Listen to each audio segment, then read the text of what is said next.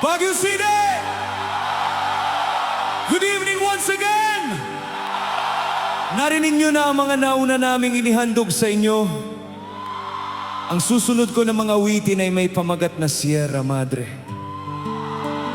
kung saan mahigit 144 kilometers mula rito sa inyong lugar hanggang sa bundok ng Sierra Madre.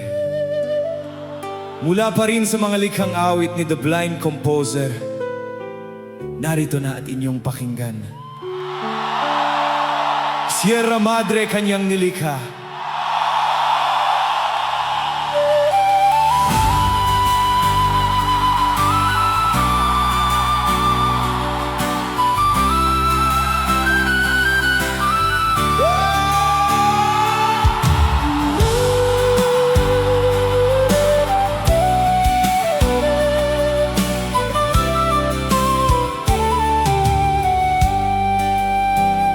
Salamat sa Diyos sa pagkakalikha niya sa ating mga yamang kalikasan, tulad na lang ng mga nagtataasa kabundukan. Silang nagpapahina sa malalakas na bagyo na ating nararanasan. Isa na rito ay ang Sierra Madre kabundukan.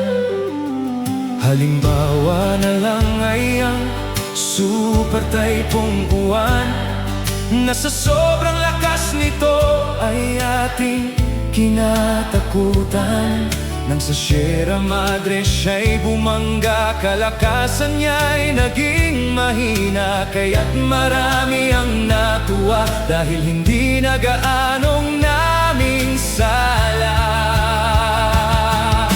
Muli, salamat sa Diyos, ito'y nailagay niya sa lugar na maayos para mapigilan dumarating malalakas na unos. Mahabang panahon na rin na sila'y binigay sa atin, kaya't patuloy na Diyos ay pasalamatan natin. Panahon na biyayang sa atin ay pinagkatiwala, ay ating ingatan. Sa mga iligal na minahan, sa pagsira nila ay walang pakundangan. Gayon din sa mga pagpuputol ng mga punong kahoy, kaya naman hindi mapigilan ang malakas na tubig sa pagdaloy. Sanhi ng pagbaha sa iba't ibang dako ay nagtutuloy-tuloy. Muli, salamat sa Diyos, ito'y nailagay niya sa lugar na maayos para mapigilan dumarating malalakas na unos.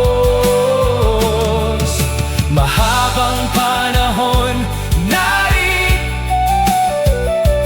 na sila'y ibinigay sa atin, kaya't patuloy na Diyos ay pasalamatan natin.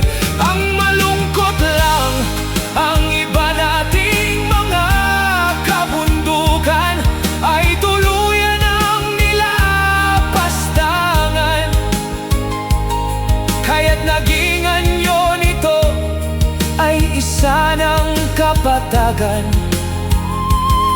Mga mayamang lupa nito ay kanilang pinagsamantalahan. Ang matatayog na mga puno ay kanila ring kinahuyan.